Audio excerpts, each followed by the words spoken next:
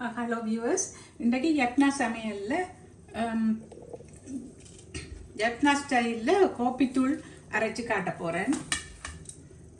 தேவையான பொருட்கள் என்னென்னா மல்லி, கோப்பி கொட்டை வந்து இங்கே பதப்படுத்தி பேக்கெட்டுகளுக்கு இருக்கிறதானே, அதை அப்படியே அதை வச்சுட்டு கடைசியாக கீட்டு அரிக்க அதை போட வேணும். மற்றது அந்த கோப்பி கொட்டையை எடுக்கிறோம் தானே கோப்பி, அதுண்ட அரைவாசிக்கு மல்லி, அதுண்ட எவ்வளோ எடுக்கிறோமோ அதில் அரைவாசிக்கு மல்லி, மற்ற சின்ன சீரகம்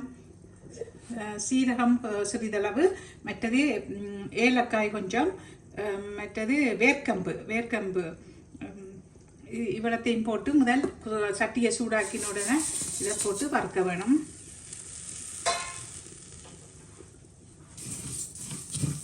இதை கொஞ்சம் சூடாக்கி போட்டு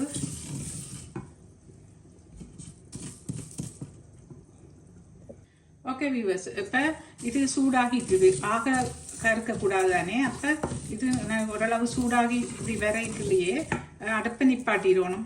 அடுப்பை நிப்பாட்டி போட்டு ஏற்கனவே இந்த கோப்பி கொட்டையெல்லாம் ஏற்கனவே பதப்படுத்தி தான் இருக்குது, இந்த சூடாக்க தேவையில்லை. ஆனால் இந்த கீட்டோட நிப்பாட்டி போட்டு அதுக்குள்ளேயே நாங்கள் போட்டு விட்டோம்டா அது வாசமாக இருக்குமே.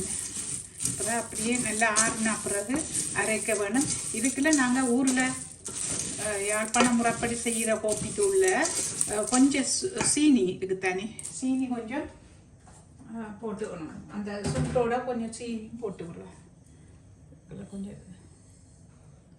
கொஞ்சம் இப்படி தூவி விட்டா அந்த கயப்பு தன்மை கொஞ்சம் குறைவாக இருக்கு.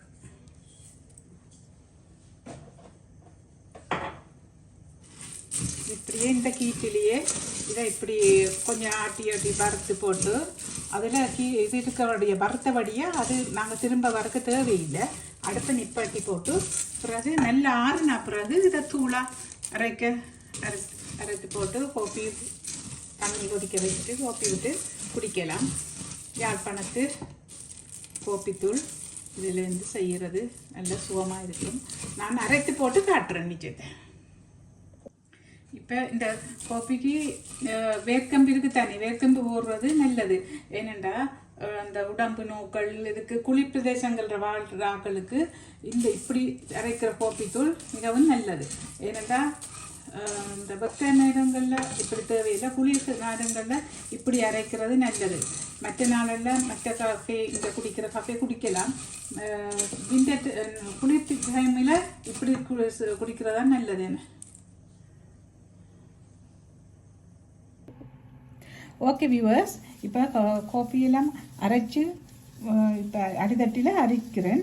அரைச்சி போட்டு எல்லாம் ஃபுல்லாக அரைச்சி அதில் வந்த கட்டையெல்லாம் கடைசியாக அரைஞ்சி போட்டு பிறகு அரிச்சதையே திரும்ப இதில் அரிக்க நல்ல இதாக வரும். பாருங்க, அரிச்சதையே திரும்ப அரிக்கவும் இந்தளவு கட்டை வருது.